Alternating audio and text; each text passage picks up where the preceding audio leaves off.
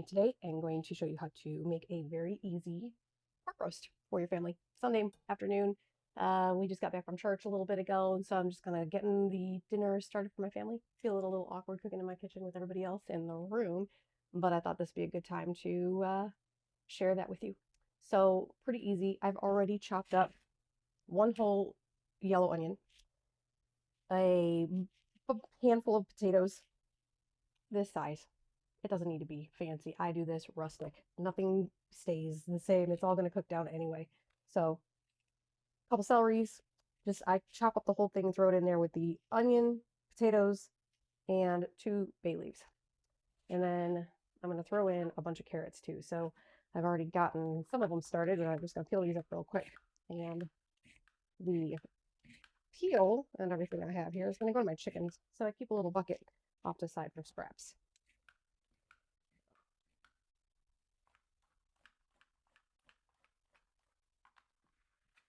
Off to the scrap side. A couple more of these guys.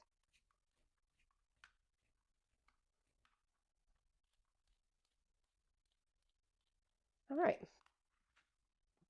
Same with the carrots. I'm just going to chop them up roughly. They're all going to cook down to, I don't know, they're going to cook down quite a bit. So it doesn't need to be super fancy. Just enough. And I like carrots, so I put a lot in there. I've got five carrots I'll use. You cut the tops and the bottoms off so you don't get the extra hard bits in your pot roast mix.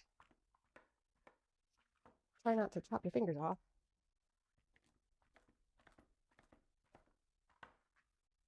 All right. Lastly, got my pork tenderloin, and this one's just under a pound. I think that's going to be good to feed my family of 4, for my husband, my 2 kids, and myself. So you get your meat chunks. I like to cut them into about, I don't know, 3-inch chunks. That way it makes it easier to cut up and serve at the end of the process. So when it comes to dinner time, I use, to season, some regular paprika. I'm not a fan of smoked paprika, so you've never seen me use it, but just the paprika. I get mine from the grocery store. Simply organic. I don't usually care. I get the stuff that's cheap. I'm never going to pretend that I'm cooking food that is like ultra healthy or organic or anything. I do it in a way that is best for me and my family, reasonably affordable, and you know what, we can manage. So a little bit of black pepper on each of the chunks. That was a lot more than I meant, so I'm just going to dab it on a little piece, guys. A little bit of salt.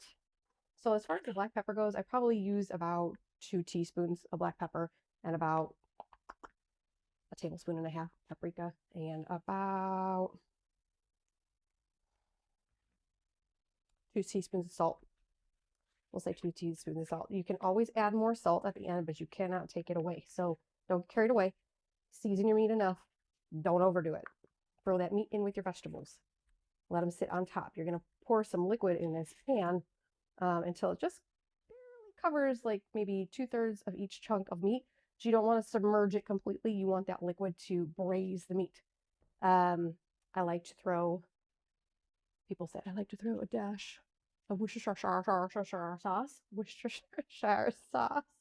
I put a generous tablespoon of Worcestershire sauce. I will never measure any of this. I'm sorry, I'm not going to give you accurate measurements. It will always turn out just a little bit different every time. But I feel like if you get the base ingredients, it's going to be good. All right. Same thing with the apple cider vinegar, probably about 2 tablespoons of that. That helps the meat tenderize, and boy, it does a nice job. So it's not going to be a vinegary taste. You're not going to taste that in the final product, but it helps the texture of the meat a lot. And then lastly, maybe not lastly, I might have some idea here. Second to lastly, I'm a cheater and I like to use a little bit of this stuff. So I put in, I don't want to make it gravy right off the bat. So for this purpose, I'm using it just for seasoning. I just cover the meat with a little bit of it. Not too much, less than 2 tablespoons worth of that. So that's that. Now, I have some beef broth that I'm going to use. Watch while I step off camera here. So let's see.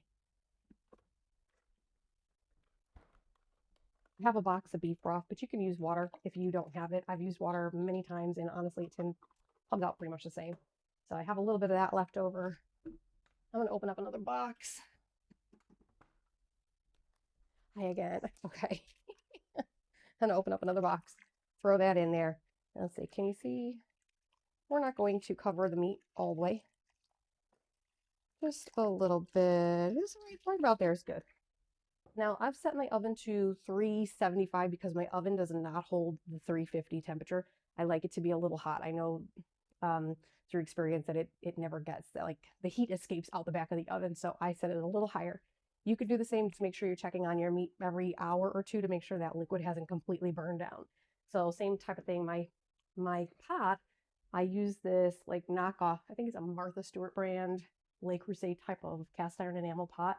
It's ancient. I've had it with me since we moved here to Wisconsin from Arizona maybe 4 years ago. I think I had it for 2 years in Arizona, so it's been a while. It's beat up, it's old, but boy, it still does the trick. Like my oven, it's not perfect, so it does let a lot of the steam out the sides, and so I have to check and add more liquid towards the end of cooking usually. If you open up your oven, say you've been cooking this for 3 hours or so, and you open it up and you look in there and the liquid is burnt off and most of it is just kind of charcoal looking, it's okay. It's still salvageable. Throw a couple cups of water on top of it. Stir up all that brown stuff on the bottom. Test the meat, make sure it's not completely burnt through. But even if it's burnt a little bit on the outside, that actually makes it okay. So my pork roast has been in there for about 2.5 hours, and I just opened it up, and my pot looks like that now. And you see how most of that liquid is gone? Yeah, it smells really, really, really good, but it is time to fill it up because I still want to cook it for a little bit longer. It's not quite 4 o'clock. I don't want this to be done until about 5. So I've got a little bit more beef broth. I'm just going to throw that in there. You don't have beef broth? Use some water. That's fine too. In fact, I'm going to have to use some water here too. So we're going to let that cook for about another hour. It looks and smells delicious. I'll be back to show you the end product when we're all done. I was going to put some garlic in here. I don't have any fresh garlic cut up, so I'm going to use some garlic powder. In my opinion, there's no such thing as too much garlic. I say follow your heart. I'm going to put a teaspoon and a half maybe of garlic powder in there. If you have fresh garlic, chop up maybe 3 or 4 cloves of garlic and throw that in there. If you're not a super fan of garlic, then don't use any. That's just fine too. And then I'm going to pop this in my oven. At mine, 375. Yours should be probably 350 if it actually reaches 350. If it doesn't reach 350, use your best judgment. This is going to turn out great. We're going to let this cook for like 3.5 or 4 hours, but make sure you check on it at least 2 hours in. Here's a hint. If you come into the kitchen, it's like, oh my God, that smells so good. You should check your oven is probably all the liquid is burned off. So check it when it starts to smell really, really nice. When it's all done, you can cook it over some egg noodles or throw it over some egg noodles with your family. I will like to throw maybe about 2 tablespoons of this stuff in with the liquid and mix it up really good so it becomes a gravy. If you are new to cooking at all, I hope you find this helpful. Here's another little hint about gravy. If you get this powdered stuff or you make your own, always use some cold liquid, maybe a half a cup, a quarter cup of cold water or cold broth, or even if you just have scooped some of the broth out of the pot from here, let it cool down and then mix your powder in, make it kind of like a pasty sludge, and then scoop that back in. That will make it so that the gravy doesn't get weird clumps in it. You know, like your hot chocolate when you were a kid and your mom would mix that packet of hot chocolate and you have these little bubbles of powder. That happens with this stuff too. And a good way to avoid it is to mix it up with cold liquid first before you throw it in. Let's see, any other trips I have for you? Any trips I have for you? My last trick I have for you is I'll be making a video on how to make German spatzle coming up next. So if you want to subscribe my channel, follow, like, do all the fun stuff to get more of my helpful meal tips.